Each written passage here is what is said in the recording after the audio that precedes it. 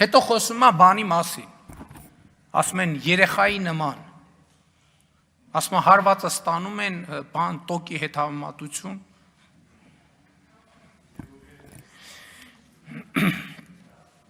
բա դուք ձեր արած ստացած ձայներից, մի հատ էլ հենց էլ խոսում են,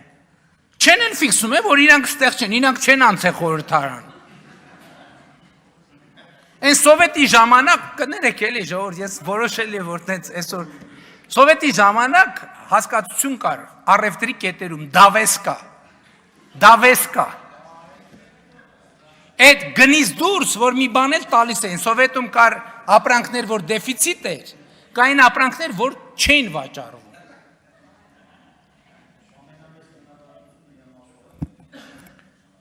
Բա ձեր ստացած ձայներից դուք հետևություն չեք արել։ Բա ինչքան եք փող ծախսել։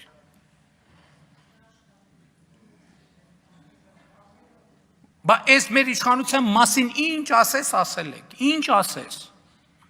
Էլ դա հիմա կանանց պաշտպանության շարժում է սկսվել։ Այս խմբակցության եւ ոչ միայն խմբակցության անդամ կանանց ասեն, ինչ ասես ասել են։ Ինչ ասես ամենավերջին բառերը։ Հետո եկել են ասում են, բա կանանց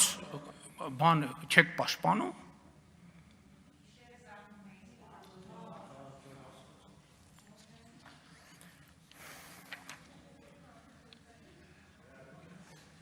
Ասում են նոյեմբերի 9-ի հայտարարությունից ոչ մեկ տեղյակ չի լինի, էլի նույն բաներն են կրկնում։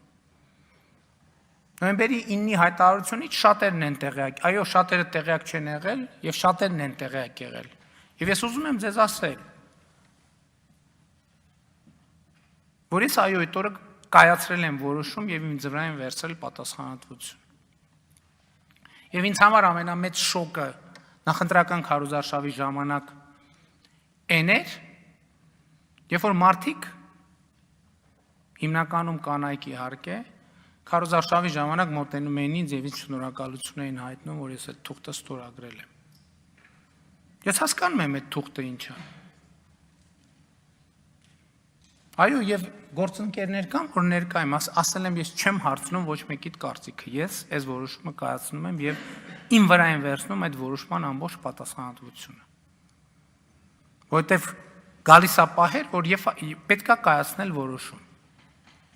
Եվ պետք է կայացնել միանձնյա որոշում, այդ թվում ուրիշներին այդ որոշման պատասխանատվությունից պաշտպանելու համար։ Ես ինձ վրա եմ վերցրել ամբողջ պատասխանատվությունը եւ վերցնում եմ։ Հաջորդը էլի ասում են հոկտեմբերի 9-ին զինադադարի հնարավորություն եւ այլն։ Էլի ասում է ոչ մեկ, հա?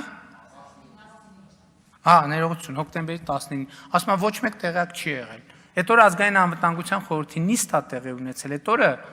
այդ թվում իրենց այստեղ նստած մարդիկ ներկա են եղել, ես իրանց հրավիրել եմ, ասել եմ, այն ժամանակ եմ ասել եմ, ես այսպիսի որոշում եմ կայացրել։ Ես չեմ հրավիրել ձեզ, որպեսզի դուք ինձ հետ կիսեք պատասխանատվությունը։ Ես ձեզ հրավիրել եմ, որպեսզի դուք տեղյակ լինեք, որ ես այդպիսի որոշում եմ կայացրել։ Բայց չի կայացել դա, ինչու էլի նույն պատճառով, որովհետև այն եղած պայմաններին ավելացել են հավելյալ պայմաններ։ Եվ դա կարող եմ ես ապացուցել, ուղղակի այն նյութը, որը ապացուցմանը, դա քննիչ հանձնաժողով կլինի, այդ նյութերը լրիվ կտրամադրենք, այդ նյութերը լրիվ կուսումնասիրվի։ Եվ իզուրա այդ ամեն ինչը նորից դրվում շրջանառության մեջ։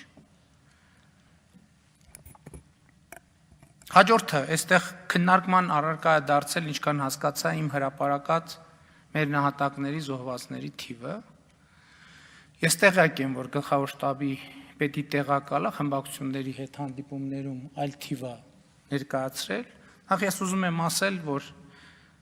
շատ ցավալի է թեման, բայց ես ձեր ուշադրությունն եմ հրավիրում այն փաստի վրա, որ մենք որևէ թիվ թաքցնելու միտում չենք կարող ունենալ, որովհետև եթե մենք ասում ենք, հասկանալով, որ պետք է ասենք, օրինակ 3777, այսօր իմ նախորդ ասած թվից փոփոխություն կա, որովհետև այս ընթացքում ԴՆԹ նույնականացումներ են եղել, եւ անտրամբանական կլինի, որ մենք այս թիվը ասում ենք եւ չենք ասում թաքցնում ենք 3800 ինչ որ թիվ, բայց այնուամենայնիվ գլխավոր շտաբի տեղակալը եթե այլ թիվը ասել, պարոն Կարապետյան, թող գա ինձ զեկուցի գրավոր իր ասած թիվը եւ հիմնավորի, այնուամենայնիվ ես կարծում եմ, որ պետքա հասկանանք ինչն է, բայց էլի ուզում եմ ասել, որ այս պահի դրությամբ մենք ունենք 3777, ես հրապարականում եմ այն թվերը, որոնք հաստատված են մահվան վկայականներով, այսինքն մահվան վկայականով հաստատված թիվը 3702 զինվորական, 75 քաղաքացիական, գտնվելու վայրը անհայտ համարվող անձանց թիվը 243։ Սա է մեր իրադրությունը եւ ցավալի իրադրությունը, բայց սրանք են արձանագրումները։ Հաջորդ հարցը, որին ուզում եմ անդրադառնալ, հետևյալն է, շատ խոսվեց նրա մասին, որ մենք անդադ կոչ ենք անում, որ այլընտրանքային խափանման միջոցներ կիրառվեն, բայց չեն կիրառվում, պարոն Վարդանյանն այդ հարցին ինստիտուցիոնալ մասով շատ լավ անդրադարձավ, բայց ես ուզում եմ բոլորիս տեղյակ պահել, որ այսօր Հայաստանի Հանրապետության պատմության մեջ Հայաստանի քրեակատարական հիմնարկներում ամենակիչ թվով կալանավորված անձը կա։ Այսինքն երբեք Հայաստանի պատմության մեջ այսքան քիչ մարդու նկատմամբ կալանքը որպես խափանման միջոց չի ընտրվել, որքան հիմա։ Հաջորդ ուղղությունը։ Տեսեք, խոսք է գնում մտահոգություններ են հայտնվում ժամկետային զինվորական ծառայությունը կառուցվածքը փոխելու մեր մտադրությունների մասին։ Բայց չի ասվում մի պարզ բան, որ 2018 թվականի դրությամբ արդեն մեր բանակի պայմանագրայինները ըստ էության եղել են բանակի կեսը։ Բանակի հանձնակազմի կեսը եղել է պայմանագրային։ Եվ այդ եղել է շատ լուրջ պրոբլեմ։ Մենք պայմանագրային ասելով էլի եմ կրկնում, ասել ենք տաքսու վարորդ, հովիվ, պատշար։ Մենք քեզ տալիս ենք ավտոմատ եւ սրանից հետո դու ամսվա մեջ 14 օր կլինես զինվոր։ Եվ այս համակարգը պրոբլեմ առաջացրել։ Եվ մենք ասում ենք, այս համակարգը պետքա փոխել այնպես, որ պայմանագրային զինծառայողի, պրոֆեսիոնալ զինծառայողի աշխատավարձը բարձրանա այնքան, որ ինքը 24 ժամ, ամբողջ շաբաթ, ամբողջ տարի լինի զինվոր ծառայության մեջ եւ զբաղված լինի իր մարտական պատրաստականության բարձրացմամբ։ Հիմա բնականաբար հարց կհնչի, բա 3 տարվա մեջ ինչու այդ ամենը չեք արել։ Մենք այդ գործընթացը վաղուց ենք սկսել։ 2019 թվականին ենք սկսել այդ գործընթացը, ուզում եմ մեր բոլորի ուշադրությունը հրավիրել այն փաստի վրա, որ այդ գաղտնիության էլեմենտ պարունակող գործողություններ են, հո մենք ամեն ինչը չպիտի հրապարակենք։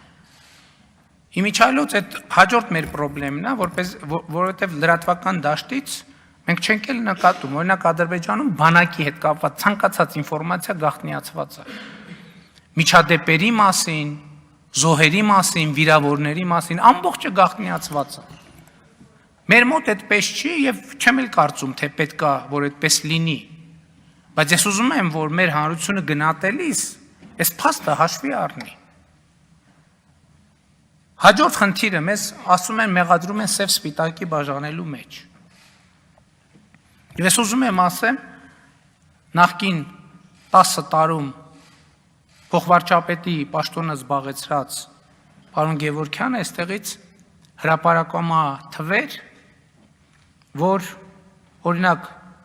Հայաստանում կրթական աղքատությունը կազմում է 31% եւ Հայաստանում ըստ 2019 թվականի զեկուցագրի հետազոտության Հայաստանում մինչև 10 տարեկան դպրոցական տարիքի երեխաների 35%-ը չի տիրապետում ընթերցանության կանոններին։